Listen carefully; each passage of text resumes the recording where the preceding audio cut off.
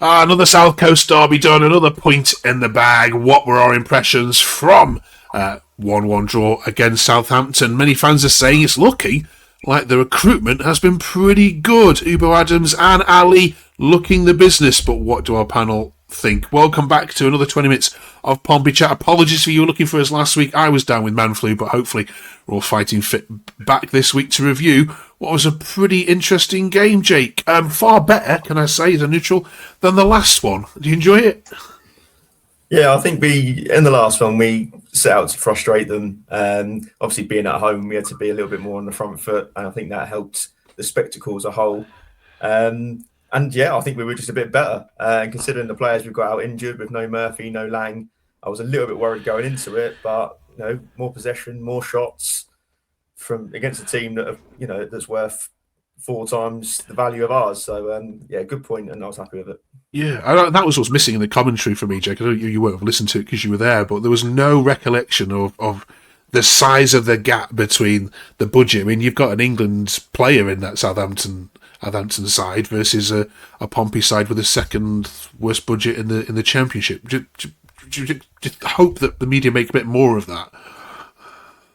Yeah, they should have done, really. I suppose there's not a massive gap. If you look at the league table, there are only a few places ahead of us. And to be fair, if Harvard Bellis, if he gets an England cap again, then I think I've still got a chance. He's all right, but there's no way he's anywhere near England standard. But yeah, no, they probably should have made more of that if they didn't. Okay. Right, we'll talk about the atmosphere as well in a second, Phil. Let's talk about the players, though, in particular who were impressed. This one from Phil says, having the same effect that Rob Atkinson did last year, but this time he's actually ours. Mustard Ali is making a good impression as well. Good recruitment, of course. That was said about Ebu Adams, Derby, and the Derby fans on Twitter were absolutely distraught when he left. They didn't want him to leave. But yeah, do you think the recruitment has been good so far?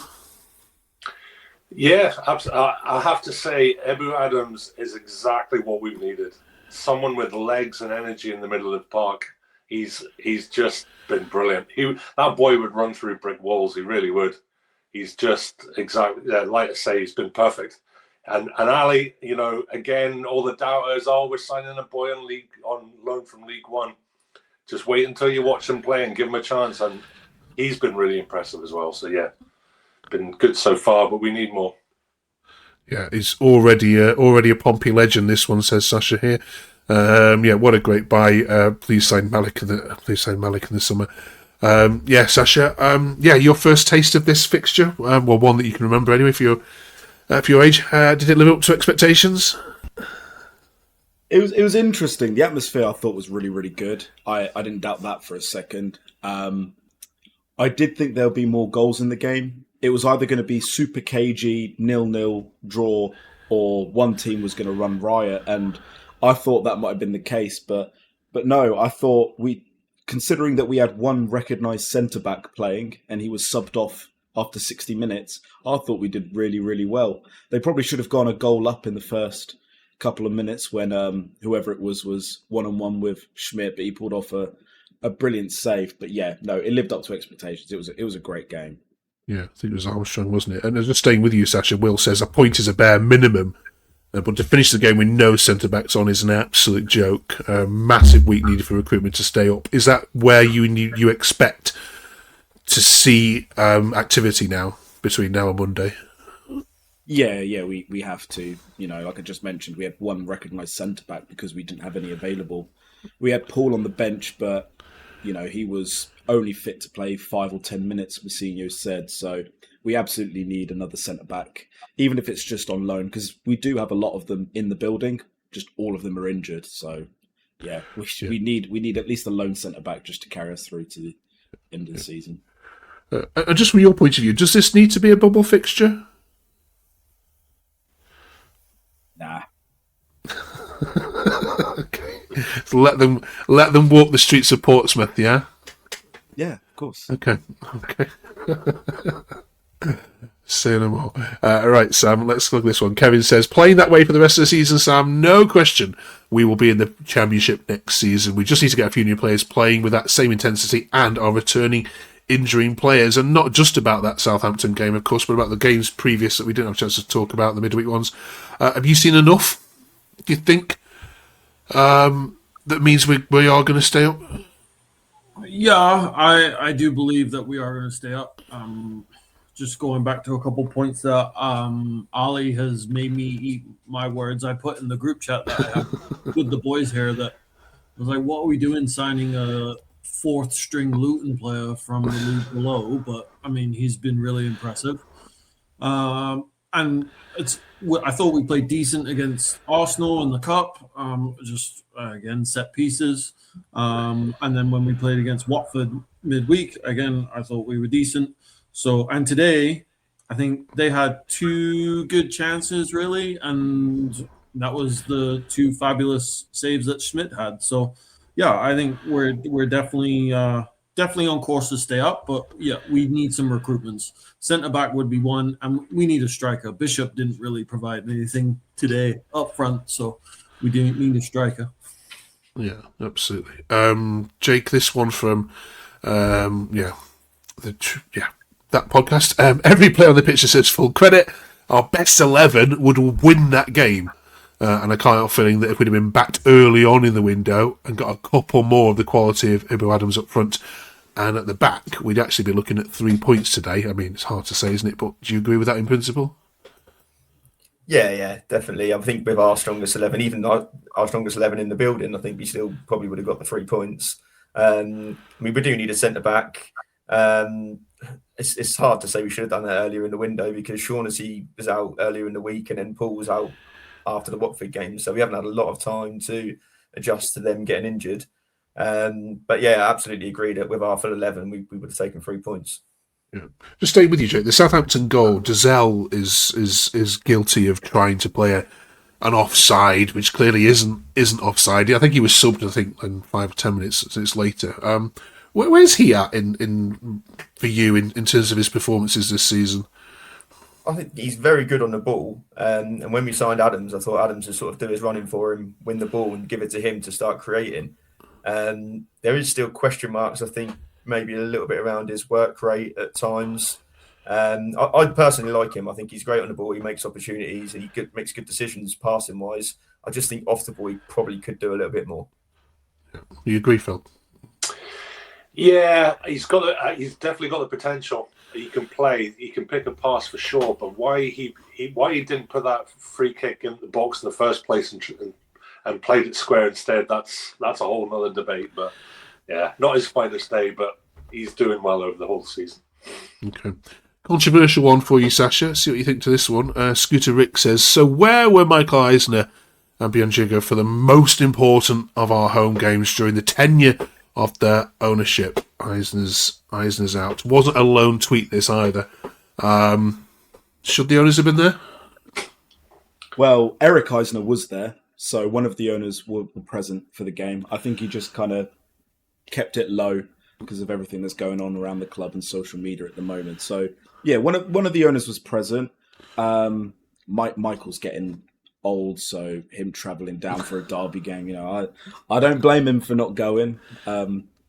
But yeah, no, you do want your owners turning up to these big, memorable games for your club. When you get a Premier League side like Arsenal at home, when you've got your big derby, you do want your owners present. And I think the fact that Eric did turn up is a good sign, shows that he at least still cares. Okay.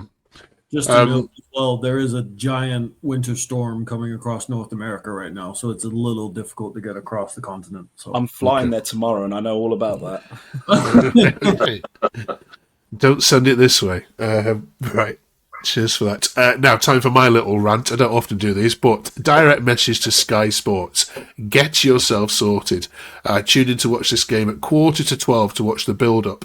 And there was no build-up at all. It wasn't even on the main channels because you put women's football on there, which I've no problem with. But this is one of the biggest derbies of the Championship. It hasn't happened in over 15 years. It's the first time at Fratton Park it's happened in years. And you have to find it through a different channel. There was no build-up.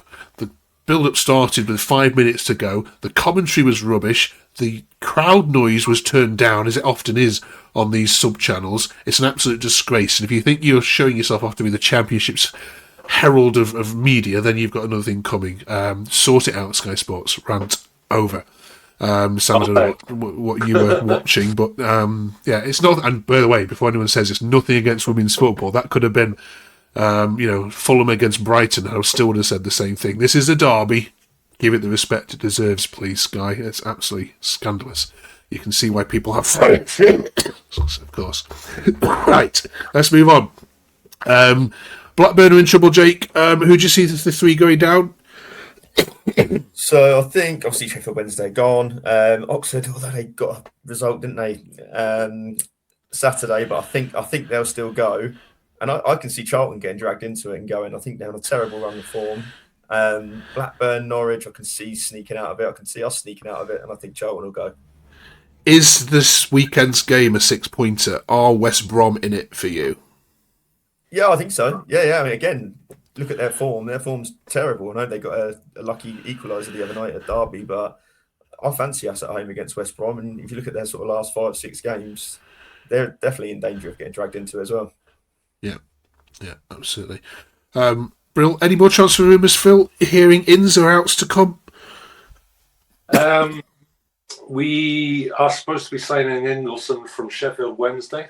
That seems to be, depending on who you listen to, already done and signed and sealed and delivered. But apart from that, it's reasonably quiet, which is sort of the way of things in Pompey. They sort of do play the cards close to the chest, so not much sneaks out, but we'll see.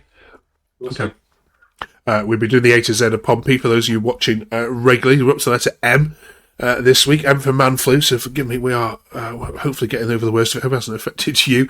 But that's brought us to think about managers. Next week we want to discuss the worst ever manager that you've had to watch on your lifetime. In terms of what's the worst football, so in the comments please let us know about that, and we'll read some of these out next week. But we want to ask these guys who's the best manager that they've watched, not in terms of success, but in terms of the best football that you've really enjoyed watching at Fratton Park. I'd go in order of age, but of course we don't want to insult anyone here. So Sasha, kick this off. I mean, in my lifetime since I've been going to games, I've only seen us in the basement division. So for me, it has to be Mousinho. I did like Paul Cook a lot and what he stood for and the way that he treated the players in the club, and he cared and he got us out of League Two. But for me, the style of play, both the mix of both being passionate and level-headed at the same time that Mousinho is able to, I think he's a brilliant manager, and I'm not surprised why he's the one that's taken us out of League One into the Championship and kept us there. Because out of all the managers that I've watched in the last however many years, he's been the number one manager for me. Yeah, okay. And so glad that you got that equaliser, because I do fear that had you not, and that Southampton win that 1-0, that we are back, square back, questioning the manager again. So yeah, good. Sam?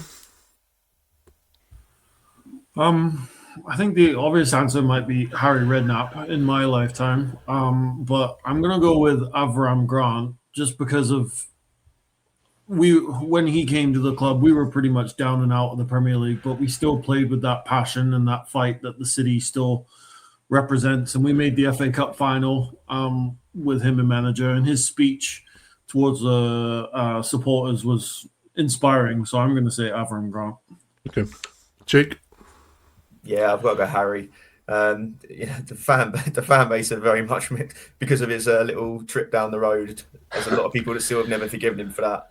But, he did relegate them, come back and win the cup, and the football was brilliant. So I've got to give it to Harry. Okay. Phil? Yeah, Harry as well, and exactly what Jake said. You can't put it better than that. And a shout out to Cookie as well, for sure. Okay. Right then, on to the letter M we go then. We're looking for a player, manager, or anyone connected to this famous football club that should get the one page in the Portsmouth A to Z encyclopedia when we put it together at the end of the season. This is a tough one because I think there's a few here which you could argue for. Who wants to kick it off? Open forum. Go on, Phil. I'll keep stealing yours. So, just because we were just talking about Harry, we've got to have Merson. He brought him in on a free, made him captain. He was only here for a year, but boy, what a year that was when we got promoted up to the Premier League. He was just a different level. Probably the only player in history that got clapped off at the Den at Millwall after we beat them 5-0. Just an incredible footballer, such an intelligent footballer, great personality. So yeah, Merson. Yeah. But there's definitely some others there. So okay, yeah, I can't put him in because I have to listen to him on a Saturday sometimes talk absolute drivel. Especially about the Championship. Any more? I'm going to go Sully Montari. Yeah, in the Redknapp days, he was a beast in the midfield, and some of the goals he scored was absolutely unbelievable. So, yeah, and then he went on to future endeavours playing for the likes of AC and Inter Milan. So, yeah, Sully Montari. Okay. Give Milan Mandaric a mention. I know we spoke about him previously Yeah. when he passed away, but he did save the club. But yeah, I agree with Phil. Merson, just outside of the boot, was just brilliant to watch. Great season. So, Magic Man Merce for me. Okay. Sasha, save this. No, I'm going with Paul Merson as well. For what he did with us in that one Championship season. Okay. What does Mousinho sorry. have to do to get in there then? Get us promoted this season. Yeah, Okay. so, Playoffs. Okay. can I mention another name? Otherwise, the comments are going to go absolutely berserk. Alan McLaughlin, Maka. He needs to get a shout as well. So respect. Okay. Right, there we go. Paul Merson gets into the A to Z of Pompey, up to letter N next week. Got some tricky letters coming up over the next couple of weeks. P, Q, O. So yeah, they're going to need your help on this one. So yeah, if you've got anyone good for N next week, let us know in the comments and we'll shout these out. Thank you very much, you four. Great to have you back. Sorry about last week. Over the worst of it, I hope. And yeah, we'll look forward, of course, to hopefully another 3 points against the Baggies this coming weekend. Thank you very much for watching. Drop us a sub if you haven't yet done so. Great to have your company on what's going to be, hopefully, a nice, easy ride into mid-table over the next 3 months or so. But it's Pompey. That's not going to happen. See you then.